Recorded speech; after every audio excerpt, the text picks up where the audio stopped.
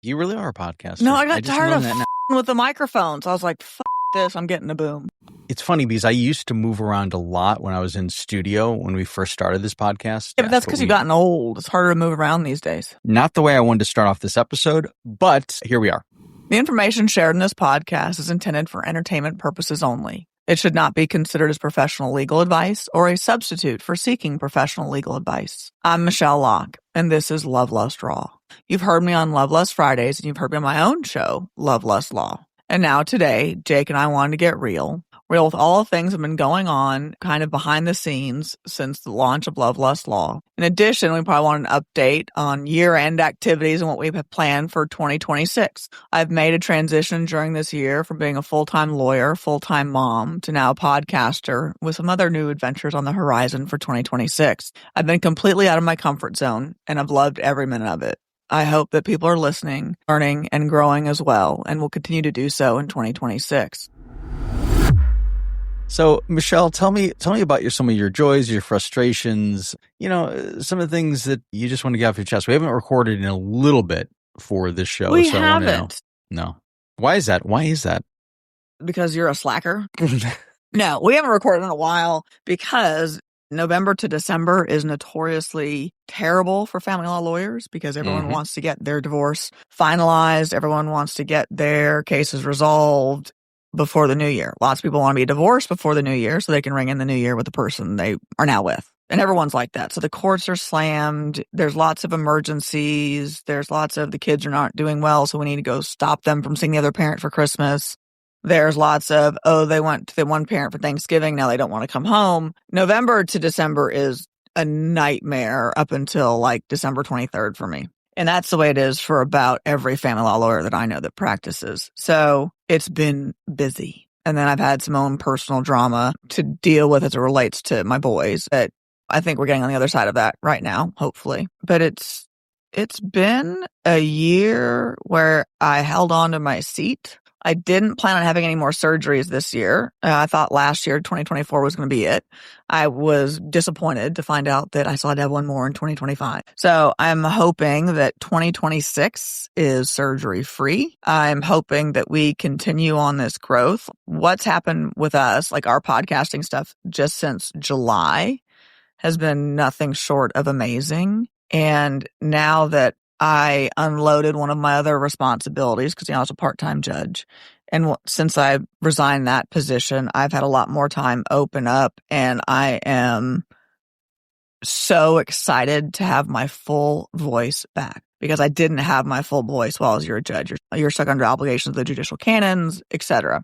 And so I really couldn't express my opinion on a lot of things. That has now been removed. Those shackles have been removed, and I cannot wait. I was so excited when I was in Austin to actually be there in the court on your last day. And I was really thrilled that I actually got to walk out of the court, that you didn't sentence me to anything, because I think technically you had the opportunity to do so. And you did not take advantage of it, by the way. I'm a little kicking myself in the pants for not exercising some authority over you like the one time I could, but no. That was literally the one time you could. Everything else, the one time I could. You don't like being in a position where someone knows a little bit more information about something than you, and you're like, oh my God, the frustration, you like to know everything about everybody, and that, I know that bothers you. However, I'm transparent. I'm an open book. I do move slow, but I consider it methodical. Now, we're going to meet in the middle, and things are going to get much more aggressive in 2026. What we've proven is that you like to talk on mic. I think one of the things that I didn't realize is that how much we would love performing in front of other people. It's terrible. Well, I think it's entertaining, but I think that we have a really good knack for wanting to present to other people sort of our clown car. And I think it works really well. So we need a garage to park our clown car in. We do, because I'm just thinking of a few dinners we had in LA, and the people that were with us were like, I remember one time Lenore was just like, holy cow. I'm like, yes, it's like this all the time.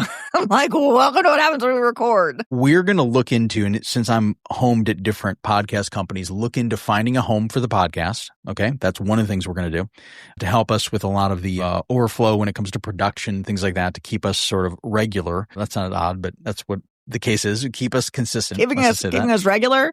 That'll be one of our sponsors. For Miralax? Yes, you'd be a great Miralax. When I'm not on the bench, I'm on another kind of throne. Listen, I remember when I was pregnant with Manning, because I was judging, I was a full-time judge at the time. I would have to run off the bench like mid-hearing to go throw up because of morning sickness. I'll never forget that. Like the whole 11th floor of the courthouse in El Paso could hear me like throwing up. It was awful. You know, that would be great to work into your book. I think that some of the bodily functions would be a really strong way to kind of dive into this. She's sitting there on the bench, her stomach's rumbling. She knows that this is the one thing. She tries to call for recess, but her gavel falls out of her hand. She slips to the floor. The bailiff catches a slight glance underneath the robe. He knows it's time. That baby's coming today. Do I have talent or do I have talent? That's impressive. I can do that. I can help you with the ghostwriting part. So, okay, here's what we're going to do. Yes. I'm going to write chapter 1 and then we're going to go from there. Perfect. Tell us what are the 3 series that you're working on to legitimize your career. Well, the ones that are going to legitimize your career and your trajectory. Over the past I don't think years. that'll legitimize it. But yeah, behind the bench, in her chambers, and beneath the robe. And these are series that you're working on? These are like, what are these that you're creating? Thinking they're going to be like, the 50 Shades of Grey book, right? Mm-hmm. They wrote that with a powerful man that seduced, the young whatever and fell for her. I'm thinking, why don't we make it a powerful judge? Female judge. 100%. I feel that would get a lot of traction, and I think that you're onto something here. When can anyone listening discover these, come across these, do a deep dive search for these? I have to write them first, but now you're going to make me write them. I never thought in my life and my career that I would get to this point, that this is the highlight of everything we're building here is these books, but it may very well be. It may very well be the thing that breaks us. Do you know how much money the author made off those series? How much?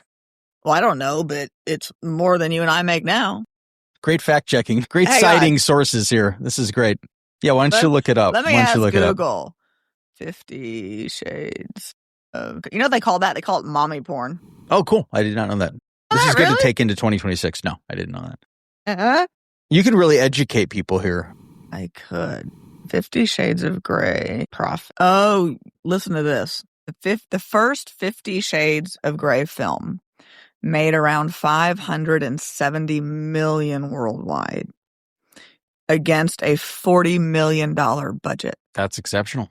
Okay. And the domestic earnings were about $166 million and international grossing over $400 million. Wow. That tells you right there the difference in at least like the European views on sex and the Americans' view on sex, which I think is interesting. Mm-hmm. Listen to this, grossed to the trilogy. This doesn't even include the books. This is just the movies. $1.3 billion worldwide, making it one of the most successful R-rated movie franchises. That'll be my pet project in addition to everything else I'm doing for 2026. Honestly, you getting into the author world, I think, is the logical next step. I really do. Let's talk about 2026, okay? Ooh, it's gonna exciting. Be a big one. We have really just planted some seeds in this year to launch 2026 into the stars. So let's talk about what are the things that you are excited about? What are some of the goals you want to share? And what are the things you think that, anyone listening may be excited for? Well, I think you and I are going to enter the era of video for podcasting this coming 2026, and I'm going to give you a deadline to do it. That being said, I think we're going to do that next, which I'm really excited. One of our challenges that we're going to work on this next year is focus and having exact targets, having target dates. Yeah, that applies to you, not me. I have those things. They just are not at the, pace that you tend to embrace. Well, there's the difference between like a cheetah and a snail. There's a happy medium between the two. I'm a cheetah and you're like a snail on its last slime. Okay, that's awful. Number one. Number two is just because you wear leopard print doesn't make you a cheetah, by the way. Bitch, I'm a cheetah. You move slower than molasses pours out of a jar. You like that one? Do you want it good, fast, or cheap? Pick two. There you go. But do I appreciate your methodology? Yes. Do I appreciate the thoughtfulness, the well thought out, what we're going to do? Yes. But man, it's never going to be perfect. So sometimes you just gotta take the swing. Well, I absolutely agree with that. And there's certain things that we've done and there's certain things that we're going to do that will get us in this pace. But I think that ultimately what I'm excited about is our opportunity to take the podcast forum and expand it a bit, get into personalized cases that you either have had a hand on or people that you know. I think that would be a very valuable thing to bring to the table. So we're going to sort of dip into certain cases that ultimately are going to be ones that no one has ever heard about in the media before. And I think that's going to be really fascinating for 2026. Yeah, I'm actually really looking forward to that because I think it's going to give a chance to see, not just the headline cases, because there are so many cases that happen in Texas and California and Washington and New York that are all newsworthy. They just don't get the limelight that some of the more sensationalized stories get. And I think it's going to be interesting for people to listen to kind of the background and the history of it, especially when I talk about Texas cases, because I practiced criminal defense early on in my career and then stuck with family law. But I think the analysis is going to be interesting because it's, I talk very plainly. I try not to talk like a lawyer sometimes. Yes, occasionally I use big words like vernacular. But as a general rule, I just try to make it, I follow my KISS method, keep it simple, stupid. Like I just want everyone to understand from just the general basics. This is how the case went. This is why it went this way. This is what I would have done differently, or this is what was done well, not done well. Yeah. So I think I'm hoping to provide some insight that gives people new perspective on the court systems. You talk a lot about amplifying your message. And for me, a lot of the amplification of what I want to do is in some ways directed to younger women, because I think sometimes it takes women too long to figure some things out that if we figured out earlier, we could be much farther in our careers at a younger age. So I really want to put out programming that empowers, rates, and encourages people to be their authentic selves. I mean, if we get down to the nuts and bolts of it, I want people to embrace who they are, be authentic about it, and then figure out how to work who they are into what they want to do for a living. Because I think it's all possible. You just have to learn how to, I hate to say word manipulate, but people really have to learn how to use their assets and even their deficits to their advantage, because even your deficits you can use to your advantage. You just got to figure out what they are. You know what I did learn? My skin is a lot thicker than I probably anticipated. And maybe it's because I've been hardened by life or from what I do for a living. Although I know when I ran for district court judge, that definitely hardened me some because there were more knives in the back during that 9 months you can shake a stick at. But you just described getting out of prison. So I'm wondering if you've done time, because the way you said this, you talked about hardened, you talked about knives. Can you explain? No, I did not see any shanks, not been to prison. That being said, sometimes running in politics, which I learned I never want to do, again, is a endeavor that shows you who your true friends are and who aren't. Also shows you that about everyone you can't trust. And everyone's an opportunist, at least in the political arena. That's just like the entertainment business. Welcome to paradise, Michele. Well, it sounds like I'm prepped and ready for it. It was an experience that I'm glad that I'm not going to repeat again. I'm glad I did it. I can look back at the end of my life and say, you know what? Not YOLO, but I tried it. I did it. I ran a hard race and I lost, and that's okay. I wasn't okay at the time I lost. That was devastating, but I learned that when one door closes, another one opens. And that's kind of what's happened this year. I've had some doors closed because I've made changes in relationships. I've set better boundaries. I've learned a lot more who I am. And it kind of reminds me that, you do survive most things. It may stink while you're going through them, but for the most part, you come out the other side learning some pretty valuable lessons. And so this is the first year that we have podcasted the entire year, right? We didn't get Love, Lust, Law going till the summer, but you and I were doing other stuff up until then. And I'm learning about what do I call them? Keyboard warriors, I guess that's the best way to put them. And their commentary. People with opinions. Anytime you prepare to enter into the public space, whether it's social media, whether it's politics, whether it's entertainment, however you are baptized into the media, into the public at large, you do get hardened. You do have to prepare yourself for a lot of opinionated people. And those opinionated people can migrate together and form a mob in a way. So you experienced this a little bit. I mean, we're tackling certain cases, right? Celebrities that people have loved and adored for over 30 years in some of these cases. The Angelina Jolie one, holy cow, the pushback on that. And I understand why her followers love her for so many different reasons, but I think as a general rule, it's not smart to blindly follow someone. Like that's how some of our megalomaniac dictators and people that started wars did. People just blindly followed them. And I don't think that's necessarily a smart thing, but I also don't think that this will probably get me crucified as well, but not necessarily are all allegations that someone makes true or accurate. There are usually three sides to the story, as a good friend tells me. I'll call them FEMA. There is the one person's side, there's the other person's side, and the truth is usually somewhere in the middle. And perception and people's histories also, and people's biases also affect their perceptions and how they remember events. And I just think people should probably analyze a little more carefully before you just simply follow someone because they helped do VAWA in the beginning. One of the challenges that I have as a podcaster, as someone who's a victim advocate in dealing with stalking, dealing with SA, dealing with DV, in the context of the stories that we feature, are sometimes we'll have guests on and there are people that criticize their character.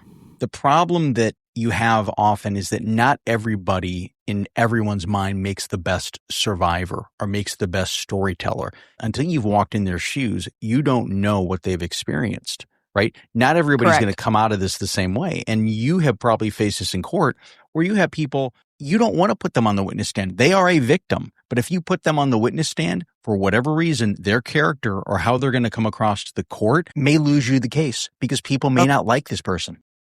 Absolutely. I mean, I've done jury trials where I remember in opening statements, I actually told the jury, you're not going to like my client. You're not going to like him. He has sent some terrible messages, and you're going to hear those messages. You're going to see the bad behavior he's engaged in. But whether you like him or not is not the issue you need to decide today. It is what happened and who's best for these children. But oh no, I mean, absolutely. You've got some clients, in my case clients, and you've got victims that you know that people aren't going to like for various reasons. It doesn't make them any less of a victim. It doesn't make them any less of a better parent, but they may have a personality that is a not likable personality because not everyone's likable. I believe survivors first, and when you have to quantify or qualify what a survivor is based on the crimes that we cover, that's one category. The second category is that you can't defend every person who comes forward based on their character, but you've got to look past that and you've got to kind of look into what the impact of the crime that they've been victimized by or the criminal that they've been victimized by. And that's the one thing you've got to concentrate on because let's be fair, not everybody's going to have the same opinions. There are people that are going to come forward who may have never had any sympathy or empathy for a survivor until they became one. From my perspective, believe survivors, support survivors, and then dive in and dissect character based on separate issues. You know, I mean, that's kind of how it is. I mean, people are going to say certain things, vote certain ways, do certain things, and you can't follow or back every single one of their actions, but you've got to start somewhere. And if it's about a crime you're covering, it's about something that you're trying to prevent or share or amplify in order to get people's support, that's the direction you have to take. And that's a very challenging thing at times, but it's rewarding as well because you are putting yourself in a position where you can help them advocate. They feel seen, they feel heard is something that can be very rewarding, but also you do have to do your checks and balances. I mean, that's what they do when you go to court. I mean, you've got criminal defense attorneys all the time that will try and paint the victim as this terrible, terrible person. So somehow it justifies the bad acts that happened to that person. I mean, that's like criminal defense 101. And that's what you do. I mean, it's you make the victim look like the bad apple so that it detracts from the defendant's criminal liability. I mean, that's how it's done in court. This was a year for glamour. I mean, you had your coming out, your debutante ball. We're talking photos. We're talking glamorous trips. LA, Austin, diamonds, bling. Tell us all about that experience again. For the 17th time. That's a little exaggerated. It wasn't quite glamorous trips. But that being said, this was very much a year of self-discovery, a year of learning about a portion of myself that I'd forgotten a long time ago, and kind of embracing that version of me, which is the non-lawyer version of me. I mean, I so live and breathe being a lawyer that this was a year where I really stepped outside of being a lawyer, which was really fun. Like, I never thought I'd like fashion. I've learned more about fashion in the last 12 months than I probably ever knew in my entire life. So thank you, Lenora. And thank you, Troy, because I got to feel beautiful for the first time in a really long time. Everyone should have that feeling because, man, it reinvigorates you. You have a lot of things to say. I mean, you're no shortage of words. We know that. That's why we can do this podcast. When you go out into the world as a business person, as a business professional, as a legal powerhouse, you've always made it a mandate to look sharp. Okay? Correct. What kind of advice would you give someone who wants to step up their game, but without sacrificing, let's just say, their personality or doing things that will detract from their business, but still align where they can still be powerful and still be, bottom line, admired in the space and push the boundaries of fashion without going overboard, let's say? So for me, it's been a little bit of a learning curve in the fashion realm, only because there was a particular top that I wore when I was recording some of my videos, and the top showed a little bit more than I anticipated, and I knew it was going to show something, and I tried to cover it to some extent, but apparently did a really poor job.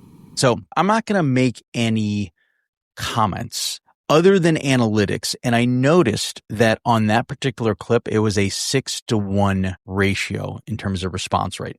Was it really? Yeah. You had hundreds of response on that one. Hundreds. So, and it wasn't, let's be fair, content-wise, it wasn't any different, but the way that the fabric sort of hit the skin, the way that you were completely oblivious to sort of what was going on there, I think it sort of led people into a viral moment, and it was something that was either shared, liked, or appreciated. There were some that did not appreciate it, but I was laughing. I'm like, Norma Kamali, thank you for that particular boyfriend bodysuit, because it was, wow, more than I expected, but looked really good. I'm happy, and with that happiness comes the ability to wear what I want to wear, as long as it's courtroom appropriate. Like the shirt and that bodysuit and that particular clip, I will not wear to the courthouse. Rest assured, won't wear to the courthouse. But you walk with a different step when you feel confident about what you're wearing and how you look. Really, it's not hard. It's not difficult to just get up and put a little bit extra effort into looking nice. It's not hard. But my mother raised me that you don't leave the house without being done every day. And Jake, you can testify to this because you've seen me many days and different hours. I'm always done up. I always look nice, have makeup on, but my makeup routine I do with Zoom, and it's like 10 minutes tops. Like, I don't wear a ton of makeup either, but a little bit of extra effort makes you feel good about yourself. And when people see you, they see that you take pride in yourself. They see that you put yourself together. And that first impression stays with people. I mean, it really does. You've expedited the getting ready with me moment. I think that you actually have it down to where you don't have to truncate it. It just happens. And one of your most popular clips, one that got over 1 million views, is you getting makeup put on your face, which I think is apropos. It is. And the fact that one got over 1 million views is bananas to me for so many reasons, because y'all, that was just me. I mean, there wasn't any pretense. I mean, it was just me. Boy, the commentary on that one, and like the sharing the passcode on your phone, like the porn one, which I learned that corn cob is the emoji for porn on Instagram. I did not know that before that post. I also learned valuable lessons in emojis. You're learning lessons left and right. And I must say this. You want to triple your reach? Makeup, that blouse, and dogs. Trust me on this. You will win the day. You will be crowned queen of Instagram for one day if you do that. I don't want to be queen of Instagram. I was reading some reviews the other day, and I noticed that people are really aggressive with their commentary, and they're really good at kind of dissecting. Oh, it was impressive. One of them was, whoever I think did her filler should be fired, whatever. Then there was someone that actually put a motorboat, like emoji, like a GIF or whatever it's called. Is it a GIF or GIF? I never even know. GIF, Either right?